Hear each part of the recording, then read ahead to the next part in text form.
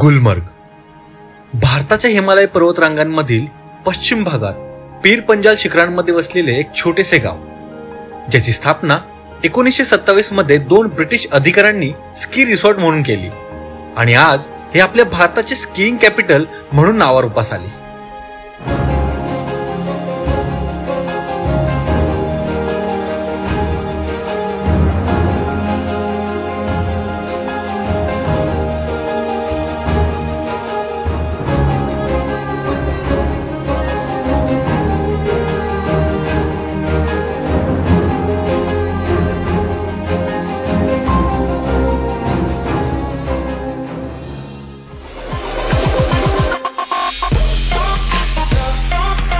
नमस्कार मित्रो, आजचा आपला काश्मीर मधला तिसरा दिवस आणि आज आपण निघालो आहोत आपल्या इंडियाचं स्कीइंग कॅपिटल गुलमर्ग या ठिकाणी. गुलमर्गला प्रचंड मोठी बर्फाची चादर आहे असं म्हणतात, ती मला बघायची आहे. आणि सोबतच तिकडे जंगल सुद्धा आहेत, पाईन ट्रीजची जंगलं आहेत. आता बऱ्याचदा आपल्या इकडे दिसतात, पण तिकडे जास्त प्रमाणात आहेत असंही म्हणतात. त्याच्यामुळे मी आज खूप एक्साइटेड आहे आणि जाण्यासाठी जवळपास आपल्याला 2 तास लागू शकतात. कदाचित शूट करता करता आपल्याला थोडासा जास्त जाऊ शकतो, बट रस्ता चांगला आहे. जवळपास 60 किलोमीटरचं अंतर आहे. सो आपण या ट्रिपची सुरुवात केलेली आहे पुन्हा एकदा आपल्या श्रीनगरच्या फेमस दल लेक पासून. हे करायलाच पाहिजे, कारण की एक शास्त्र आहे.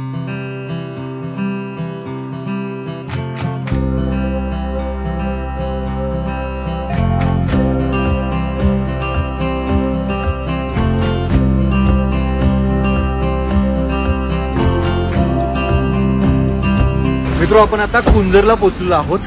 या इथे आपण थोडंफार खायला घेऊयात, चहा एक मारत चहा भेटते बघूयात, कारण की जाम तलफ लागलेली आहे. इकडे जास्त चहा पिऊ वाटतोय मला. भाई काय इकडे, भाई क्या ले रहे हो?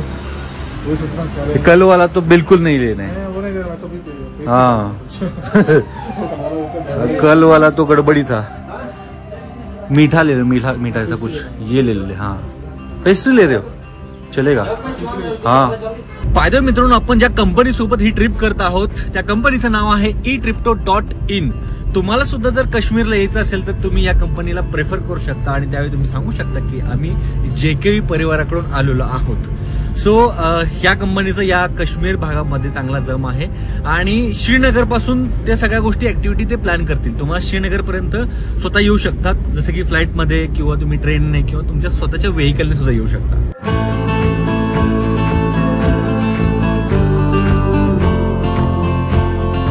तन्मकच्या चेकपोस्ट पासून आपण आता वरती आलेलो आहोत. इथून आता घाट चालू झालेला आहे, म्हणजे चढाई सुरू झालेली आहे आणि इथले नजारे अजूनच सुंदर होत चाललेले आहेत.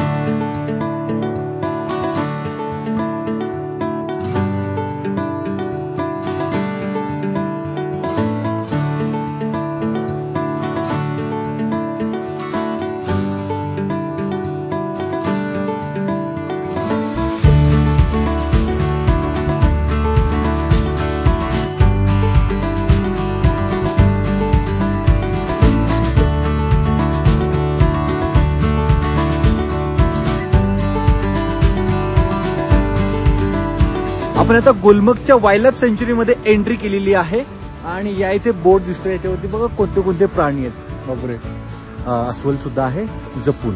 बाय तिकडे खूप सुंदर असा व्ह्यू पॉइंट आहे, तो आपण बघायला चाललेलो आहोत.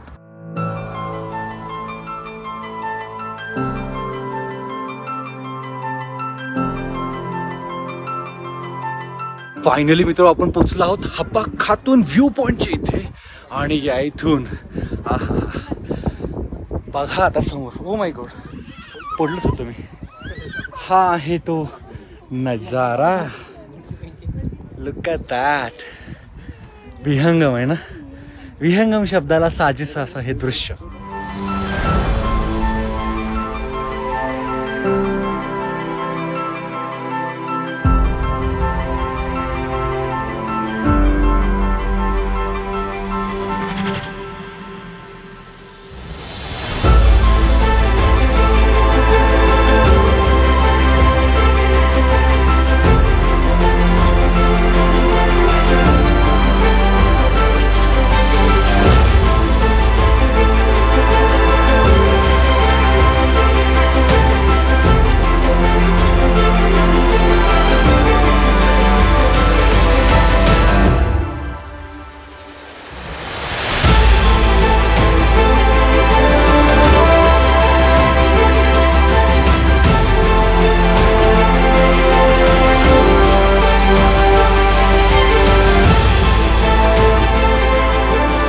फायनली आपण पोहोचलो आहोत गुलमर्गला.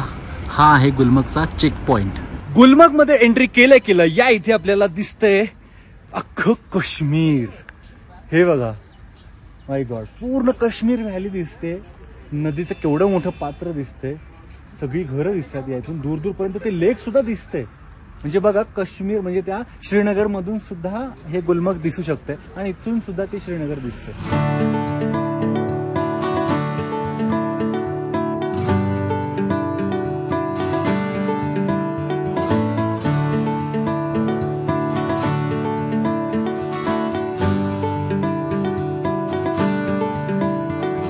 गुलमर्गच्या टॅक्सी पॉइंटच्या इथे पोहोचल्यानंतर आपण पहिला पॉइंट एक्सप्लोर करायला निघालेलो आहोत. तो म्हणजे आपलं शिव मंदिर, जे की जवळच आहे, अगदी समोर आहे. आणि तिथून आपण ठरवूयात की अजून कोणकोणते पॉइंट्स इथे बघायचेत.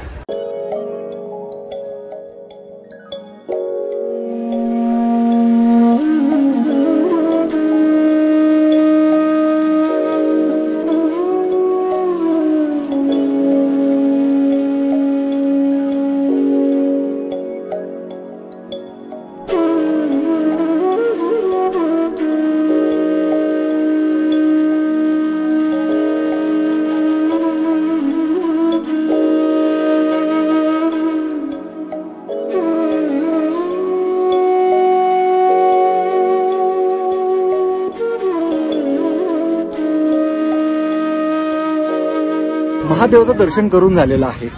मित्र, तुम्ही बरेच जण मला म्हणत असता की दादा तू अशी देवस्थानं का कव्हर करत नाहीस.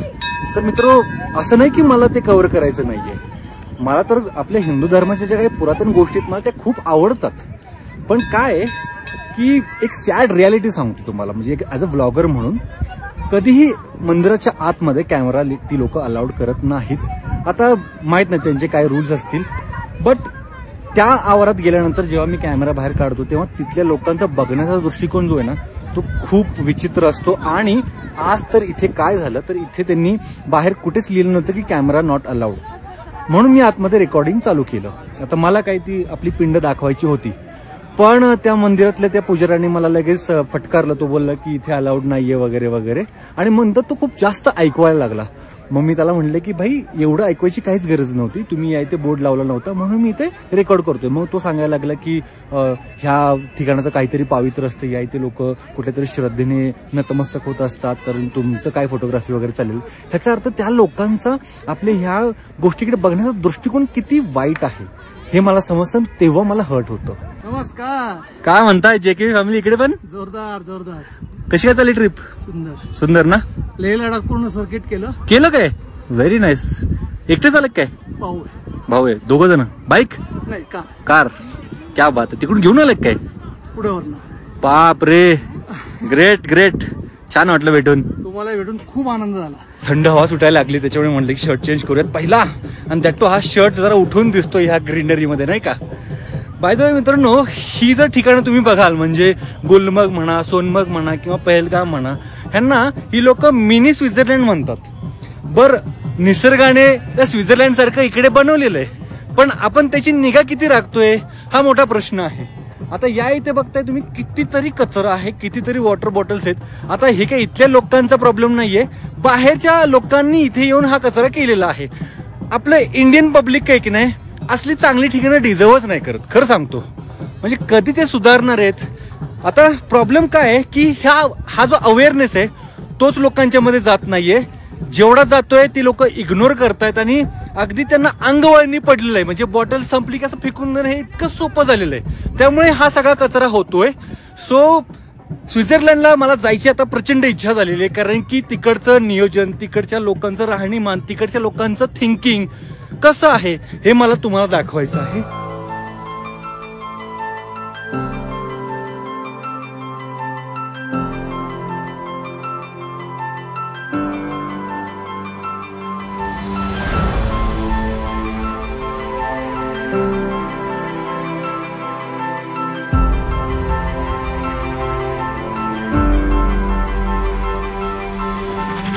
तर या नजाऱ्यासाठी या गुलमर्गला मिनी स्वित्झर्लंड म्हटलं जातं. काय दिसतंय यार मित्र, खरंच मी बोलेन की काश्मीरला भरभरून दिलेलं आहे. म्हणजे मी मनालीमध्ये फिरलोय, म्हणजे मी हिमाचलमध्ये फिरलोय, मी उत्तराखंडमध्ये फिरलोय, बट असा लँडस्केप मी कुठेच पाहिलेला नाहीये. त्यामुळे मस्ट विजिट ठिकाण आहे. फक्त इथे आल्यानंतर मी ज्या सांगितलेल्या गोष्टी त्या फक्त पाळा. आपण आपल्याकडनं कुठल्याही प्रकारची घाण कचरा होता कामा नये. आणि या पूर्ण परिसरामध्ये कोणकोणते पॉइंट्स फिरण्यासारखे आहेत ते मी तुम्हाला सांगतो. आता या इथून चालू होती ती केबल कार. आता ती आपल्याला वरतीपर्यंत घेऊन जाते 2 टप्प्यांपर्यंत आणि तिथून स्कीइंग वगैरे चालू होतं. सो गुलमर्गला स्कीइंग कॅपिटल का म्हटलं जातं, तर हा पूर्णपणे असा लँडस्केप असल्या कारणाने स्कीइंग करण्यासाठी कुठलाही अडथळा निर्माण होत नाही आणि दॅट टू वरच्या साईडला स्लोप बऱ्यापैकी आहे. आता या परिसरामध्ये अजून काही छान छान फ्लॉवर व्हॅली सुद्धा आहेत, जसं की स्ट्रॉबेरी व्हॅली आहे. आणि या इथे एक पाठीमागे अफरवट पर्वत आहे. आता तो पर्वत जो आहे तो समुद्र सपाटीपासून 4200 मीटर उंच आहे आणि तिथूनच LOC चालू होते. त्याच्यामुळे स्ट्रॅटेजिकली हे लोकेशन खूप इम्पॉर्टंट आहे इंडियासाठी. बाय द वे या इथे हॉर्स राईड पण तुम्ही करू शकता आणि त्या थ्रू बरेचसे पॉइंट्स एक्सप्लोर करू शकता. त्यासाठी हॉर्सला तुम्हाला पर पर्सन 2500 रुपये पण द्यावे लागू शकतात. त्यासाठी तुम्हाला थोडंसं बार्गेनिंग वगैरे करावं लागेल. दुसरा पर्याय आहे तो म्हणजे की कारने, म्हणजे इथल्या लोकल कार्सनेच तुम्हाला या पूर्ण परिसरामध्ये फिरावं लागेल, कारण की हाच यांचा टुरिझमचा धंदा आहे. त्या केबल कारने आम्ही वरती नाही जाऊ शकलो, याची थोडीशी मला खंत वाटते, कारण की त्यासाठी लागतं ते प्री बुकिंग आणि ते आम्ही तब्बल आठवडा झालं ट्राय करतोय, बट ते आम्हाला मिळालेलं नाहीये. बट तुम्ही जर येणार असाल तर त्याची काळजी घ्या, लवकर तुम्ही प्री बुकिंग करा आणि मस्त वरती जाऊन त्याचा आनंद घ्या. आणि मी तर म्हणेन की इकडे 1-2 दिवस राहा. काय भारी नजारा आहे. 1 दिवसाचा हा परिसर नाहीये.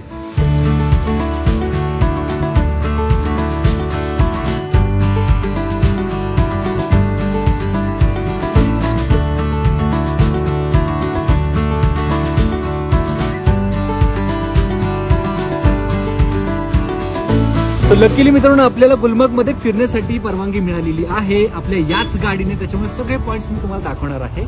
आता आपण काश्मीर व्हॅलीच्या साईडला चाललेलो आहोत. इकडे बरेचसे पॉइंट्स आहेत. आता मला सगळ्यांची नाव नाही सांगता येणार, पण आता या इथे माझ्या समोर आहे गोल्फ कोर्स. चिल्ड्रन्स पार्क मध्ये आम्ही काय करतोय हा मोठा प्रश्न मला पडलेला आहे. पण या इथे आल्यानंतर मला ज्या गोष्टी दिसत आहेत त्या या बापरे केवढी ही घाण आहे. काय करावं या इथे, शूट काय करावं, आणि या इथे इतकी गर्दी आहे ना. आता जाऊया तिकडे जरा काय काय चाललंय, काय काय ऍक्टिव्हिटीज आहे त्या बघूयात. एवढं उंच जागी एवढा मोठा झोपाळा तुम्ही बघितलाय का? ती बोट सुद्धा बापरे केवढ्या मोठ्या मोठ्या ऍक्टिव्हिटीज आहे इथे. बट याची निगा राखली पाहिजे राव. खूप सुंदर आहे हे सगळं.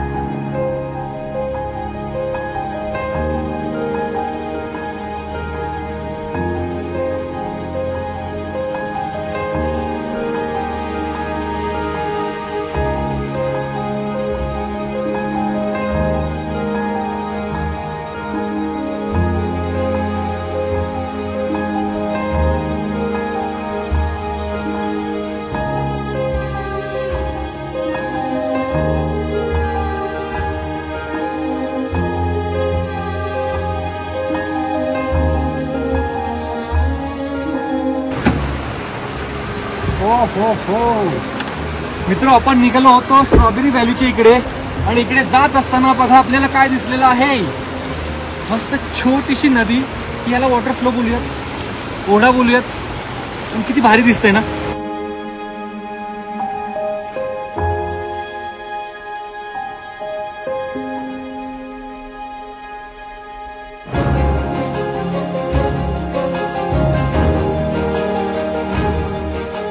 आता आपण पोहोचलो आहोत स्ट्रॉबेरी व्हॅलीच्या इथे, आणि ती व्हॅली आहे त्या तिकडे. तिकडे आपल्याला मस्तपैकी शेती पण दिसते स्ट्रॉबेरीची.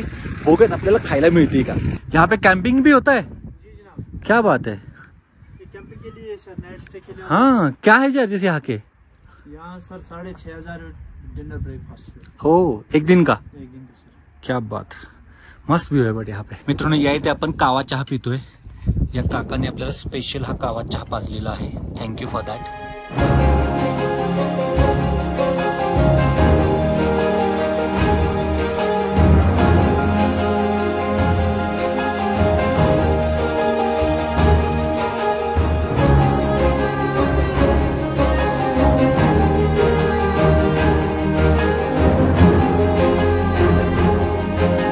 मित्रांनो आपल्यासोबत थोडासा पोपट झालेला आहे, कारण की आपण स्ट्रॉबेरी बघायला तर आलो होतो, पण तिथे आता बटाटे लावलेत.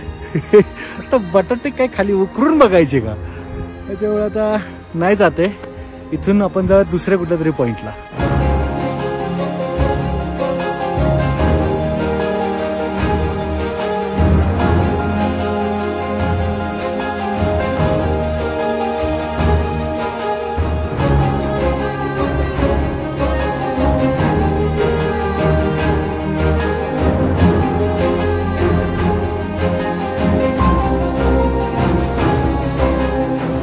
आता आपण आलेलो आहोत गुलमर्गच्या मेन पॉइंटच्या इथे, जिथून केबल कार वरती जाते. सोबतच या इथे स्कीइंगच्या रिंग्स सुद्धा आहेत आणि या इथूनच गाड्या जातात, इथले हॉर्स जात असतात. सो या इथे तुम्ही बघताय गर्दी सुद्धा जास्त आहे लोकांची. आणि तो बघा समोर जो नजारा दिसतोय, हो माय गॉड, येत आहेत लोक केबल कार साठी. या इथून एंट्री आहे बघा. इथून वरती बाबा किती वरती जात आहेत लोक, अक्षरशः त्या वरच्या पांढऱ्या पांढऱ्या स्नोच्या इथपर्यंत जात आहेत. त्या केबल कारने जर आपल्याला जायचं असेल तर त्याचे जे चार्जेस आहेत ते जवळपास आम्ही ऑनलाईन बघितले होते, ते एका फेजचे 750 रुपये पर पर्सन होते.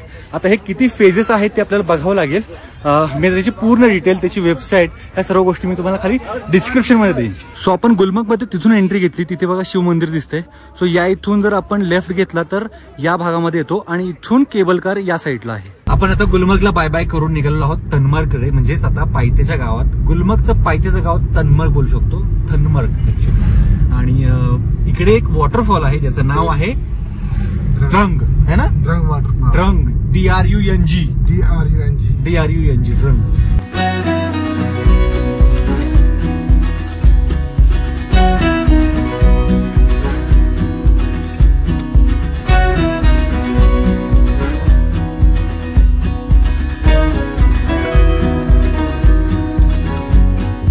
फायनली आपण पोहोचलो आहोत त्या ड्रंग वॉटरफॉलच्या इथे.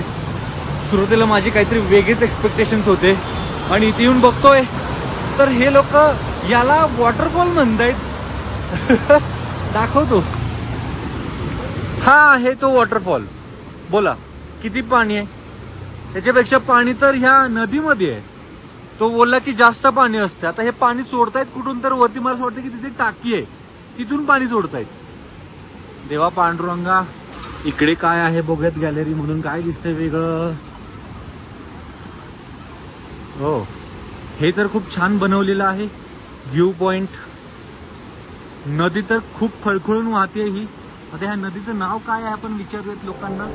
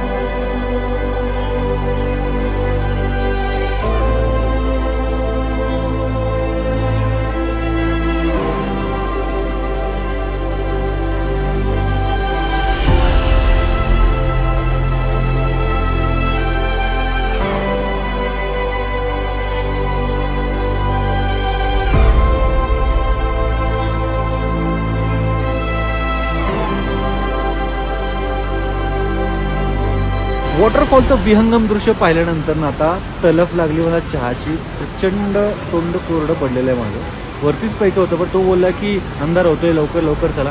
आणि अंधार झालाच. खरं तर मी तुम्हाला बेस्ट टाइम सांगेन, जर इकडे यायचं असेल तर थोडंसं पाऊस पडला पाहिजे, कारण की वरतून पाणीच नाही पडत आहे.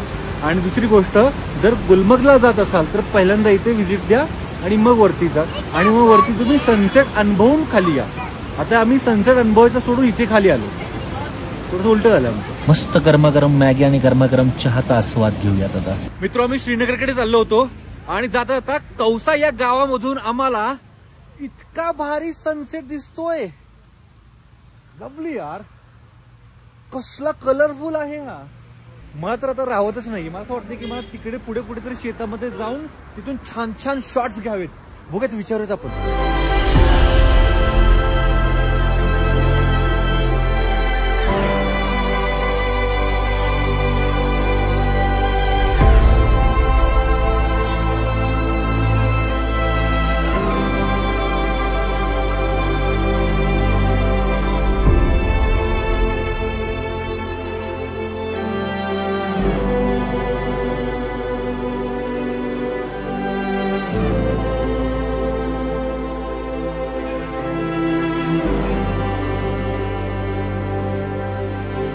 मित्र, आपल्या ड्रोनाचार्याने तर खूप मस्त सनसेट घेतलेला आहे. इथून सुद्धा मला तो सनसेट बघायला मिळतोय आणि खरंच इथून निघू वाटत नाहीये मला. लवली होता यार, लवली. बघा ना, कलर्स वरती सगळे कसे फेकले जात आहेत आकाशामध्ये. सनसेट बघण्यासाठी थांबलो होतो आणि या इथे मलबेरी म्हणजेच आपले तुतू दिसले. तुतू खायची माझी इथली हाऊस काय भागत नाहीये. आणि या इथे ना हे तुतू जे आहेत ना ते 50 रुपयाच्या रेंजमध्ये आपल्याला मिळतात आणि ते हे गोड.